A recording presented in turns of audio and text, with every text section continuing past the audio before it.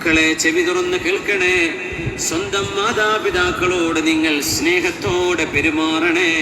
അവരോട് നിങ്ങൾ കയർത്തു സംസാരിക്കരുതേ. അവരോട് നിങ്ങൾ ഒച്ച വെക്കരുതേ. അവരോട് നിങ്ങൾ ദേഷ്യത്തിന്റെ നോട്ടം പോലും നോക്കരുതേ എന്നാണ് വിശുദ്ധ ഖുർആനിന്റെയും ഹദീസിന്റെയും അധ്യാപനം. ഇത് നമ്മുടെ ന്യൂജൻ മക്കളൊന്നറിയണേ. ഇതാണ് ഇസ്ലാം. വെറും ഒരു നോമ്പും നിസ്കാരവും മാത്രമല്ല. നിങ്ങളുടെ ജനനത്തിന്റെ, നിങ്ങളുടെ അസ്തിത്വത്തിന്റെ കാരണക്കാരൻ അല്ലാഹു ജല്ല ജലാലുവാണ്. എന്നാൽ പ്രപഞ്ചത്തിൽ അതിന്റെ ഭൗതിക കാരണം നിങ്ങളുടെ ഉമ്മയും നിങ്ങളുടെ ഉപ്പയുമാണ്. അവരോട് നന്മ ചെയ്യണമേ. പിന്നെ പറഞ്ഞു, അല്ലാഹു അനിഷ്കുർലി വലിവാലിദൈക് ഇലയ്യൽ മസീർ. നന്ദി ചെയ്യണം അല്ലാഹുവിന്. പിന്നെ പറഞ്ഞു വലിവാലിദൈക്, നന്ദി ചെയ്യണം നിങ്ങളുടെ മാതാപിതാക്കളോട്. അതൊരു ഫാദേഴ്സ് ഡേയിലും ഒരു മദേഴ്സ് ഡേയിലും മാത്രമല്ല. അതൊരു ഉമ്മയുടെ വാപ്പയുടെയും ബർത്ത്ഡേയിൽ കൊടുക്കേണ്ടതല്ല. അത് ലൈഫ് ടൈം ഗ്രാറ്റിറ്റ്യൂഡ്, മരണം വരെയുള്ള നന്ദി മാതാപിതാക്കളോട് ചെയ്യാൻ ബാധ്യസ്ഥരാണ്. ഒരു പെണ്ണ് വിവാഹിതയായാൽ, ഒരു പെണ്ണ് കല്യാണം കഴിക്കപ്പെട്ട് കഴിഞ്ഞാൽ അവളുടെ ആദ്യത്തെ കടപ്പാട് ഭർത്താവിനോടാണ്. അത് കഴിഞ്ഞാൽ അവളുടെ മാതാപിതാക്കളോടാണ്. കല്യാണം കഴിഞ്ഞൊരു പുരുഷനെ സംബന്ധിച്ചിടത്തോളം അവന്റെ ആദ്യത്തെ കടപ്പാട് മാതാപിതാക്കളോടാണ്. അത് കഴിഞ്ഞാൽ ഭാര്യയോടാണ്.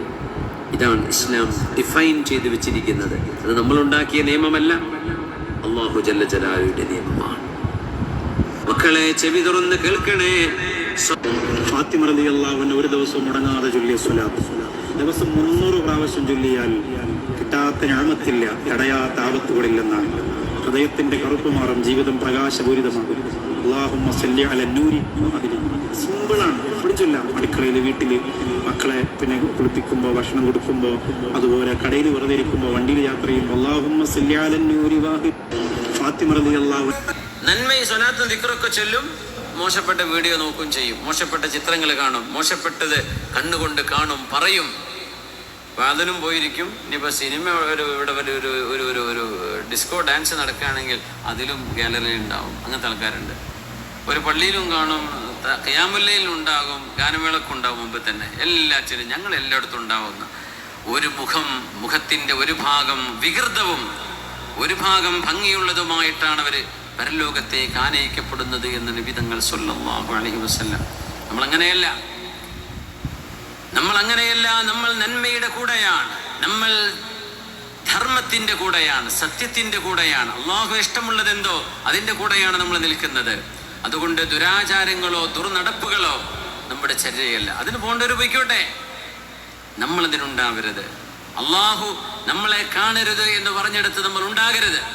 അള്ളാഹ് നമ്മൾ വേണം എന്ന് പറഞ്ഞെടുത്ത് നമ്മൾ ഉണ്ടായിരിക്കുകയും വേണം. അതാണ് തഖ്വ, അതാണ് ഈമാൻ.